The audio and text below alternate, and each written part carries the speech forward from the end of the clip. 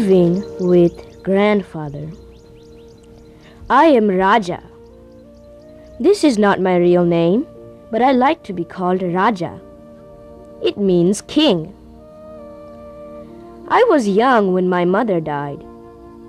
My father left me with my grandparents who brought me up.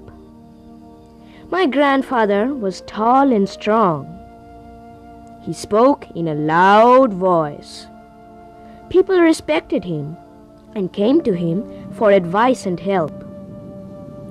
My grandmother was kind and gentle. She took good care of me. I did not like her running after me, saying, "Drink your milk," or "Eat your food," or "Take your bath," or "Go to bed." But I still loved her very much. My uncle lived with us. He was young and very clever. He helped my grandfather in looking after our fields and gardens.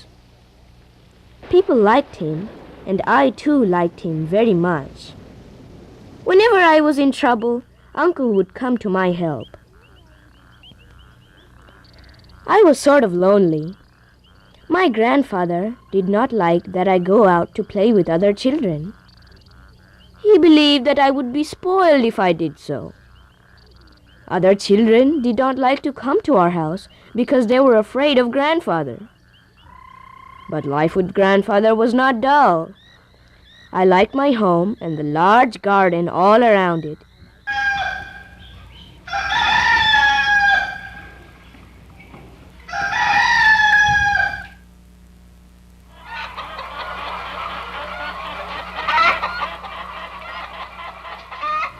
There were many trees in the garden.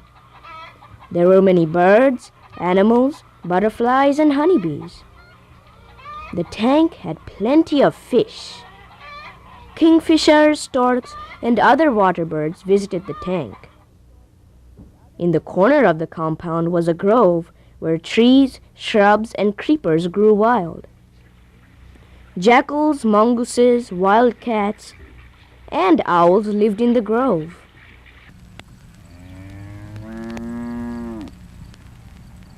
We had many cows, bulls, and bullocks. Little calves played and ran about in our garden. I liked to play with the calves and liked to watch the birds in the garden. I ran after the mongooses and caught butterflies and reptiles.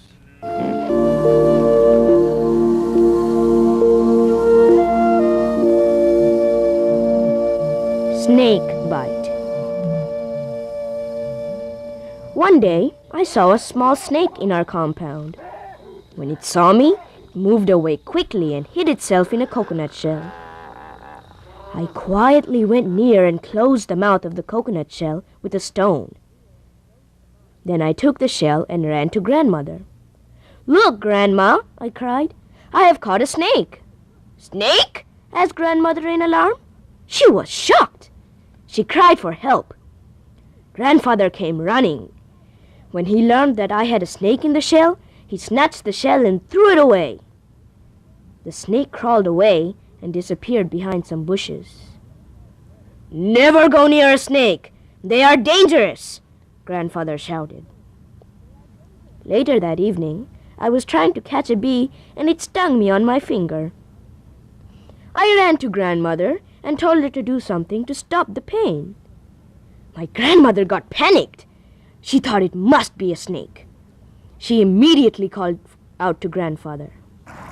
Grandfather came at once. He looked at my finger and there was a blue mark. Without a word, he took me in his arms and started running. I tried to say it was not a snake, but he wouldn't believe. He ran through the garden and through the paddy fields. He ran and did not stop until he reached a small house quite some distance away from our home. Then he shouted for the man who lived there. An old gray-haired man came out of the house. He knew the cure for snake bite. My grandfather asked him to cure me. The old man looked at my finger and asked me to sit down and not to move. I sat on grandfather's lap. The old man then took some water in a small brass vessel, sat in front of us, and started reciting some verses. I wanted to tell him that it was a bee and not a snake that had bitten me. But my grandfather held me tight and did not allow me to talk. Grandmother, too, had arrived with other family members. They looked sad and stood silently watching me. By this time, the pain in my finger had stopped. But I still had to sit there and get cured of the snake bite. After some time, the old man stopped, washed my finger, and gave me some water to drink. Then he asked to keep quiet for some time. Then he turned to grandfather and said, "Thank God, you brought him in time. He is out of danger now. It was indeed a poisonous snake that bit him." Grandfather and grandmother thanked the old man for the magic cure. Grandfather later sent him gifts for saving me.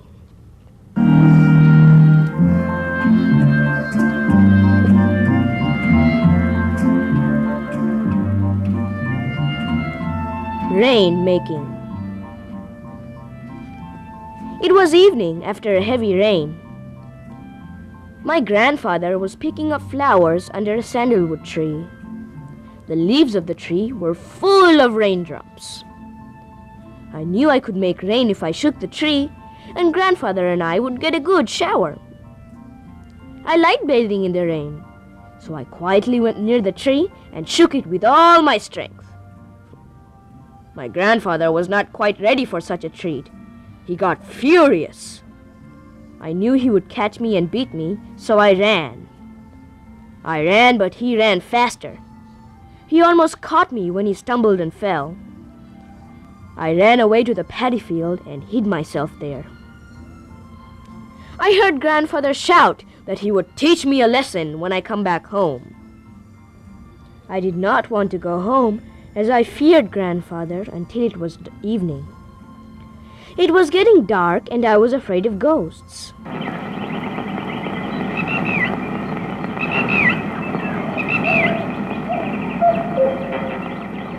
I could not face grandfather, so I went into the cowshed and took shelter on the loft. I could see the house from there. I could see my grandfather looking for me. He shouted, "Come, Raja, come! I will not beat you." But I was not sure, so I did not answer. My grandmother was angry and said, "You have driven the poor boy away. Poor child, he is afraid of you and has run away." Grandmother started weeping and grandfather started his prayers. News spread and more people came to console my grandmother. By now, grandmother had lost all hope of seeing me again. She started telling the people what a good boy I was. I felt sorry for my grandmother and wanted to come down. Grandfather was a man of strong will, but I knew that he too felt very sad. He stood up, turned in the direction of our family temple, and prayed, "Give me back my dearest child, O Lord." At that moment, my uncle returned. He learned what was happening at home. He quickly guessed where I was. He came to the cowshed and asked me to come down. Uncle then took me into the house. I stood behind my grandfather, feeling guilty for the whole thing. Grandfather had just finished his prayer. As he opened his eyes, he saw me standing before him. He was happy to see me and said, "God heard my prayers and has given you back to us."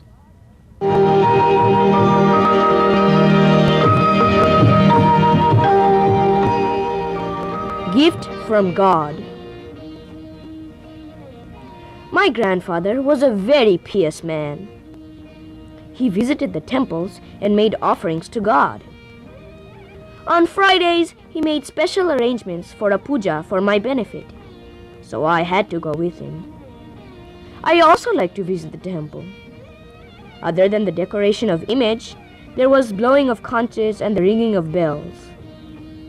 When our turn came to pray, Grandfather bowed in all humility and reverence. He prayed God to give all his blessings to his grandson. That was me. I also said my prayers, but I did not ask God to give me anything big. I asked him only for some small things which I liked to have at that time. Sometimes I prayed for some pocket money, and once I thought God gave me that. One evening, Grandfather and I were going to the temple.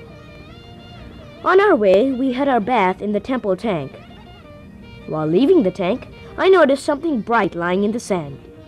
I picked it up. It was a silver rupee. I was happy. I thought it was a gift from God. I told Grandfather about the gift when we reached the temple. He asked me where I got it from, and I told him that God had left it for me in the sand. Grandfather did not say anything. We went into the temple and said our prayers. When the prayer was over, Grandfather turned to me and asked for the rupees. I did not want to give it to him. Then he ordered me to give it, and I had to part with God's gift. He took the rupee and gave it to the temple priest. I felt rather angry with Grandfather. We did not speak to each other until we reached home. At home, he turned to me and said, "I know you are angry. The rupee you found was no gift from God. Someone had lost it. God does not give away gifts like that. If you work hard, He will help you earn many rupees. You should not touch money that you have not earned."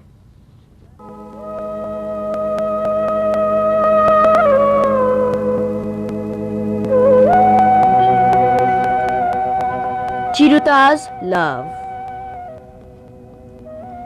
Chiruta and her husband lived in a small house not far from ours. They were poor people and called Harijans. They were not allowed to touch us or enter our house. Chiruta worked outside the house and helped my grandmother in shopping. Chiruta was dark, clean, and good-looking. She was unhappy as she had no children. She longed for a son. Chiruta was very fond of me. I also liked her very much. She used to tell me that someday she would take me in her arms and kiss me. I wondered why she did not. One day, when I was in the garden, Chiruta happened to pass by. As soon as she saw me, she stopped and looked around. There was nobody nearby.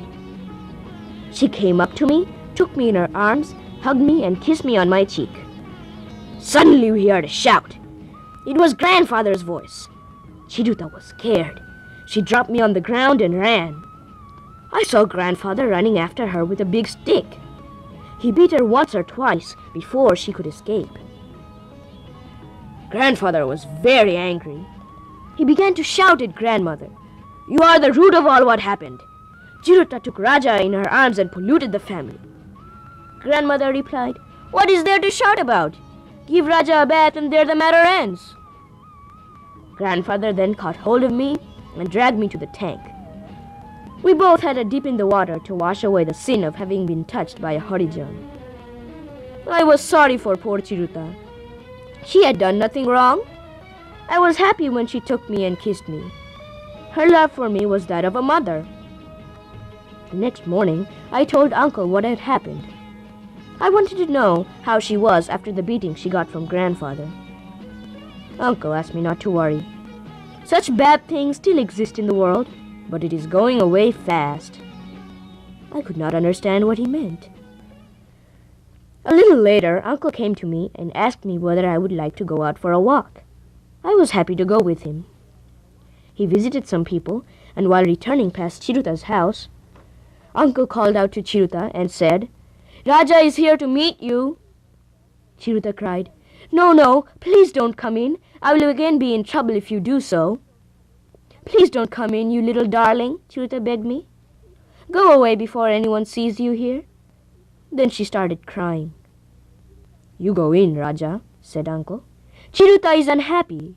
You alone can make her happy." "No, don't come in," cried Chiruta. "I am an untouchable. It is a sin to enter my house." "Don't weep, Chiruta," said Uncle. "Raja wants you to kiss him again. He pushed me inside. Chiruta was still crying. I could not bear to see her crying. I was also in tears. Chiruta saw me crying. She quickly wiped her tears, looked at Uncle, and then picked me up. She held me tightly to her bosom and kissed me again and again. I felt my mother was kissing me. I was with Chiruta only for a short time, for she said, "Go home, Raja, before Big Master knows you are here." We then returned home. Thereafter, she carefully avoided grandfather, and whenever she saw me, she had that loving look in her eyes. I loved to see her and talk to her. I always wondered why she wasn't untouchable.